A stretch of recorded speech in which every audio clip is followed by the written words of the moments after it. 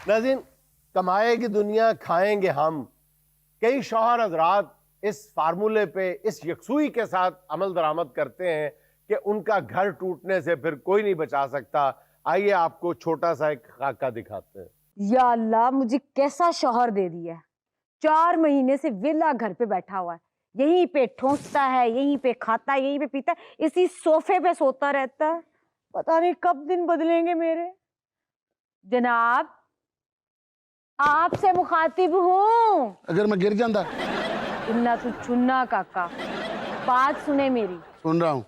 आपने इस सोफे का कब्जा कब छोड़ना? ये कोई सोफा या 6 मरले का प्लाट है जिसके ऊपर मैंने कब्जा किया हुआ। वही पूछ रही हूँ कि कितने महीने और इस कोने पे रेस्ट करने का इरादा है आपका? बस इंशाल्लाह जब से मेरी नौकरी स्टार्ट हो जानी है मैंने चले जाना। फिर वो तो होनी नहीं। बीवियां मनूस बातें नहीं करती। अच्छा, तुम ज्यादा मनूस बातें करती हो। जब तुम उठ के कह देती हो ना कि तुम्हारा ये काम नहीं होना, तुम्हारा वो काम नहीं होना, मेरा वो काम नहीं होता जो होना होता है। तुम्हारा कभी कोई काम हुआ भी नहीं। बीवी की दुआ से बंदे को रिस्क मिलता है। मुझे बताएं, क्या कब तक मैंने अपने बाप से, भाइयों से ला ला के पैसे इस घर को चलाना है और तुम्हारा राशन पानी करना है? अब तो सारे मोहल्ले में जब भी मैं अपने बाबा के घर जाती हूँ, लोगों को पता चल गया वो आ गई शौहर के राशन वाली। अगर तुम्हारा बाप तुम्हें खाने के लिए देता है, मुझे नहीं देता, मेरे सर पे एहसान नहीं करता, अपनी बेटी को देता है वो। अच्छा, देता बेटी को है, खाता कौन है? दोनों खाते हैं, हमारे दोनों के खाते। तुम्हारे माँ बाप के घर खुले हुए हैं। वही तो, जैसे मैं अपने बाप के घर जाती हूँ ना, मेरा बाप मेरी शक्ल देख के साथ मुझे बोलता है, हाँ 10 दिए किन्ने और पैसे चाहिए देने। ए हुंदे ने प्यो, ए ना लोगों ने जनता च जाना ही। लोग गरीबों के लिए राशन लेने जाते हैं और मैं दुनिया की वाहिद औरत हूँ जो अपने शौहर का राशन पानी लेने जाती हूँ। अब तो राशन बनाए शौहर मेरी छेड़ बन गई है। छेड़ नहीं जानू, इसको शनाख्त कहते हैं। आज मुझे फाइनल डेट बता दे। पाकिस्तान में जज भी तारीखें दे देते हैं, आज आप भी मुझे तारीख बता दे, किस तारीख से, किस डेट से, किस महीने से आपने काम स्टार्ट करना है। मेरी सेहत किन्नी के छोटी जी है ना, हाथ के डाके मेरा है को आधा किलो का, सनी देवल का 1.5 किलो का हाथ है, उन्होंने तारीख नहीं दी अगले ने। ए वेलियां खा खा के ना ਤੁਹਾਡਾ मुंह सुज गया है। कुछ नहीं किया, अल्लाह ताला ने बरकत डाली हुई है। इसको क्यूट कहते हैं। इसको क्यूट नहीं कहते, इसको नहाने वाले ट्यूब कहते हैं। जुगतां तेन सारियां इशरे नहर ते वालियां याद हैं। मैं दुआ कर बस अल्लाह तेरे बंदे नूं काम देवे। सियाणे कहंदे ने कि हर कामयाब बंदे दे पिछे एक औरत दा हत्थ हुंदा। मैं जदों कामयाब सी उदों तेरा हत्थ आया। नहीं, तेरा की मतलब है कि हुण मैं हाथ पीछे खींच लिया? पिछे खिंचिया तो मैं घर वेला बैठा ना। जा जाके अपने भरावां नूं कह जदों तक नौकरी नहीं लगदी थोड़े जे पैसे भेजण। ये थोड़े थोड़े पैसे भेजते हुए आज 4 महीने हो गए हैं। बेटी को देते हैं, गैर को देते हैं वो। नहीं नहीं, बेटी तो फिर घर पे ही बैठ के खा सकती थी। जुआई को देते हैं। जुआई को देते हैं। तुमने जॉब नहीं करनी? जॉब में किस जॉब पे नहीं जाता, बाहर काम है ही कोई नहीं, सारे बंदे तो वेले फिर रहे हैं। जिस लटके हुए मुंह से तुम जाते हो ना, तुम्हें जॉब मिल ही नहीं सकती। आदत पड़ गई, तुम्हें पोस्ती हो गए हो घर पड़े पड़े। बाहर काम ही कोई नहीं है, सारे लोग वेले हैं। नो, सारी दुनिया के लिए काम है, सारी दुनिया की शौहर कमाते हैं, सिर्फ तुम्हारे लिए काम नहीं है ना। यार शेख रशीद कितना बड़ा आदमी है, किस तरह पिंडी वेला फिरन डे। आप रोटियां लैन जाता, आप बर्फ लैन जाता बेचारा। वो भी तो किसी का पुत्र है ना, वो भी तो किसी मां ने जमया ना। वो दिखावा करता है, उसकी कोई बीवी नहीं है, तुम्हारी बीवी भी है।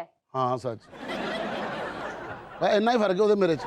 चलो हुण याद आ गया ना, तो दसो कदों काम करना? बस दुआ कर, इंशाल्लाह अगले महीने तो शुरू कर दिया। दुआवां कर करके मेरा तो मुंह टेढ़ा हो गया है, मगर मेरी दुआएं कबूल ही नहीं होती क्योंकि आपकी नीयत नहीं है कबूलियत की। तेरी दुआ नहीं ना कबूल हो रही, ये तो मतलब है तेरे जो कोई फाल्ट है। अब मैं इस शर्त पे इस घर में रहूंगी। शर्त नहीं लाई दी गुनाह होंदा है कि मियां बीवी च शर्त मैं 50 वध नहीं लानी। नहीं, इधर ਤੁਹਾਨੂੰ बड़ा गुनाह ते सवाब याद आ गया। ये ड्रामेबाजी बंद करें। अब मैं इस शर्त पे इस घर में रहूंगी जब तक आप। जी तुम तो तुझे पाऊं हारू तो पिया तेरी, बस यही शर्त है। ऐसी परवीन शाकरत भी है ते तेरी। कैसा बे कि तुसी इत्थे फिक्के शायर हो गए हो। मेरी गल सुन लो जरा। शायर फिक्के ही हुंदे ने, शायर मिठा कोई भी नहीं हुंदा। ए जिन्ना तुसी बोलण ते जोर लांदे हो, जिन्ना दिमाग इत्थे इस्तेमाल करदे हो, इन्ना तुसी जरा कम काज ते भी ला लो, कोई हाथ हिला लो। तुसी कि माजूर हो गए हो? नहीं मैं बात जिसे भी काम ते जाना ना, आजकल बाहर पैसा नहीं है, साढ़े पाकिस्तानी रुपये की वैल्यू बहुत घट गई है। मैं चाहना कि मैं कोई ऐसा पैसा कमावा जिहदी वैल्यू होवे। नहीं, जेड़ा डाके नाल आएगा, चोरी नाल आएगा, या लोगों को मांग मांग के आएगा जेड़ा तुसी खा रहे हो। मेरी बात सुनो, अब मैं सिर्फ इस शर्त पे यहाँ पे रहूंगी, जब तक तुम्हारी जॉब नहीं लगती तुम घर के सारे काम मेरे साथ आधे आधे करवाओगे। मसलन कपड़े मैं अगर मैं काम करावांगा तो इस घर च रहेंगी तू जी, अगर मैं नहीं करावांगा तो ये घर छड़ के चली हाँ जाएगी। बिल्कुल। चल 10 कपड़े मैं इकट्ठे करूंगी, अच्छा मशीन आप लगाएंगे, ओके। सब्जी मैं काटूंगी, सालन आप बनाएंगे, अच्छा और पूरे घर में झाड़ू मैं लगाऊंगी, टपड़ियां आप लगाएंगे, अच्छा। और बाहर से सौदा सलफ तो आप लाते ही हैं। ਬੰਦਾ ਕੱਪੜੇ ਧੋਂਦਾ ਚੰਗਾ ਲੱਗੇਗਾ?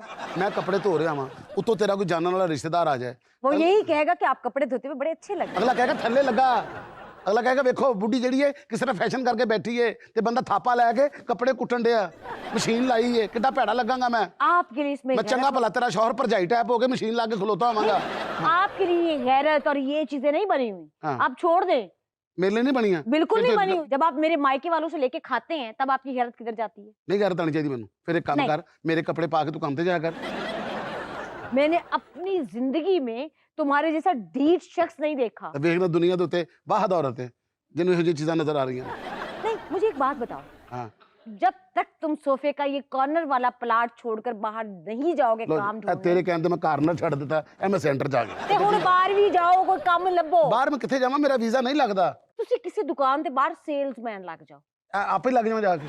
ਚਲੋ ਹੋਰ ਕੁਛ ਨਹੀਂ ਹੁੰਦਾ ਤੇ ਕਿਧਰੇ ਤੰਦੂਰ ਖੋਲ। ਮੈਂ ਪਰਸੋਂ ਦੁਕਾਨ ਖੋਲੀ, ਅਗਲੇ ਨੇ ਇੰਨਾ ਕੁੱਟਿਆ ਮੈਨੂੰ। ਨਹੀਂ, ਕਿਉਂ ਕੁੱਟਿਆ ਉਹਨਾਂ ਨੇ? ਮੈਂ ਤਾਲਾ ਤੋੜ ਕੇ ਖੋਲੀ ਸੀ। ਤੁਸੀਂ ਮੇਰੀ ਗੱਲ ਸੁਣੋ, ਹਾਂ ਤੁਸੀਂ ਜਿਹੜਾ ਵੀ ਕੰਮ ਕਰੋਗੇ ਮੈਨੂੰ ਮਨਜ਼ੂਰ ਹੈ। ਦੱਸ ਕਿਹੜਾ ਕੰਮ ਕਰਾਂ, ਦੱਸ ਜਿਹੜਾ ਕਹਾਂਗੇ ਮੈਂ ਉਸ ਕੰਮ ਤੇ ਚਲਾ ਤੁਸੀਂ ਜਾਵਾਂ। ਕਿਧਰੇ ਬੱਸ ਤੇ ਕੰਡਕਟਰ ਲੱਗ ਜਾਓ। ਮੈਂ ਕੰਡਕਟਰ ਲੱਗ ਜਾਵਾਂ ਬੱਸ ਦੇ ਹਾਂ, ਉੱਤੇ। ਲੱਗ ਜਾਓ। ਪਤਾ ਕੀ ਮੇਰੀ ਆਦਤ ਤੈਨੂੰ ਪਤਾ ਇਹੋ ਜਿਹੀ ਹੈ, ਮੈਂ ਪੈਸੇ ਫੜ ਲਵਾਂ ਮੇਰਾ ਦਿਮਾਗ ਖਰਾਬ ਹੋ ਜਾਂਦਾ।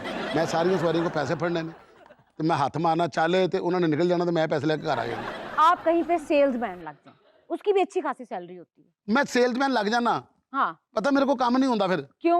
ਮੇਰੇ ਤੇ ਜਦੋਂ ਰੋਬ ਚਲਾਉਂਦਾ ਨਾ, ਮੈਨੂੰ 2 ਘੰਟੇ ਤੋਂ ਉੱਥੇ ਨਜ਼ਰ ਨਹੀਂ ਨਾ ਆਉਂਦੀ, ਮੇਰਾ ਦਿਲ ਖਰਾਬ ਹੋਣ ਲੱਗ ਪੈਂਦਾ। ਮੈਂ ਕਹਿੰਦਾ ਮੇਰੀ ਬੀਵੀ ਬੋਰ ਹੋ ਰਹੀ ਕਿ ਮੈਂ ਕੰਮ ਛੱਡ ਕੇ ਘਰ ਆ ਜਾਣਾ। नहीं, मैं नहीं ਹੁੰਦੀ ਬੋਰ, ਮੈਂ ਨਹੀਂ ਹੁੰਦੀ ਬੋਰ। ਤੁਸੀਂ ਕੰਮ ਤੇ ਮੈਨੂੰ ਤੇ ਪਿੱਛੇ ਫੋਨ ਨਹੀਂ ਕਰਨਾ, ਜਾਓ। ਨਹੀਂ, ਮੈਂ ਤੁਹਾਨੂੰ ਕੋਈ ਫੋਨ ਮੈਂ ਕੰਮ ਤੇ ਚਲਾ ਜਾਣਾ। ਫਿਰ ਜਾਓ। ਫਿਰ ਆਪਣੇ ਪਿਓ ਨੂੰ ਨਾ ਕਹੀਂ ਇਹ ਵੇਲੋ ਘਰ ਨਹੀਂ ਆ ਰਿਹਾ, ਤੁਸੀਂ ਜਾਓ। ਫਿਰ ਤੇਰਾ खैर, ਪਿਓ ਮੇਰੇ ਮਿੰਤਾ ਨਾ ਕਰੇ। कोई तेरी मिन्नता नहीं करता। आप मुझे अब फाइनल बताएं, आपने काम पे जाना है या नहीं?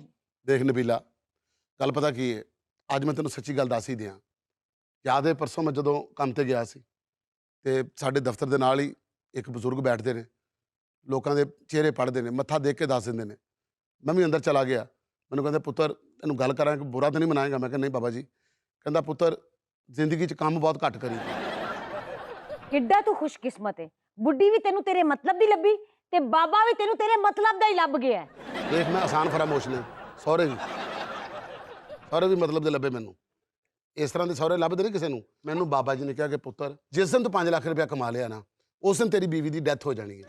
ਤੁਸੀਂ 4 ਲੱਖ ਤੇ 90,000 ਕਮਾਇਆ, ਪੂਰਾ 5 ਲੱਖ। ਤੇ ਜੇ ਕਿਸੇ ਨੇ 10,000 ਦੀ ਟਿਪ ਦੇਤੀ ਵਿੱਚ, ਫਿਰ ਤੁਸੀਂ ਫਿਰ ਲੈ ਲੈਣਾ, ਕੋਈ ਗੱਲ ਨਹੀਂ। ਤੂੰ 10 ਲੱਖ ਕਮਾ ਕੇ ਆ, ਮੈਨੂੰ ਮਰਦੀ ਮਰਾਂ। ਬਾਬੇ ਕੋ ਗਈ ਸੀ। ਤੈਨੂੰ ਕਿਸ ਤਰ੍ਹਾਂ ਪਤਾ ਕਿ ਮੈਂ ਗਈ ਸੀ? ਇਹ ਗੱਲ ਬਾਬੇ ਨੇ ਵੀ ਕਹੀ ਸੀ ਮੈਨੂੰ।